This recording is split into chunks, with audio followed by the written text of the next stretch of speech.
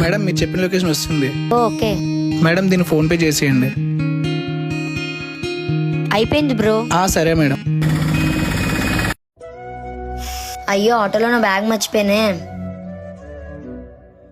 ఒరే అనియా, మన సాయిబాబా గుడి దగ్గర ఉన్నాను, కొంచెం త్వరగా రారా. వస్తున్నా. సరే. అరే అనియా వచ్చేవారా, ఆటోలో నా బ్యాగ్ ఉండిపోయిందిరా, అందులో మనీ కార్డ్స్ ఉండిపోయారా. పద వెళ్ళి పోలీస్ కంప్లైంట్ ఇద్దామా, ఎదవి ఇస్తాడో ఇవ్వడోరా. ఆగు, ముందు నువ్వు ఆటో ఎక్కడ ఎక్కువ? ఇక్కడే బస్ స్టాండ్ లో. పద బస్ స్టాప్కి వెళ్దాం. ఆ ఆటోనా? అరే ఆడేరా. మేడం మీ బ్యాగ్. నా బ్యాగు. Thanks bro. అన్నీ ఉన్నాయో చూసుకోండి. అన్నీ ఉంటాయిలే బ్రో. అన్నీ ఉన్నాయా? సరిపోయింది. Thanks bro. సరే సార్. సరే మేడం.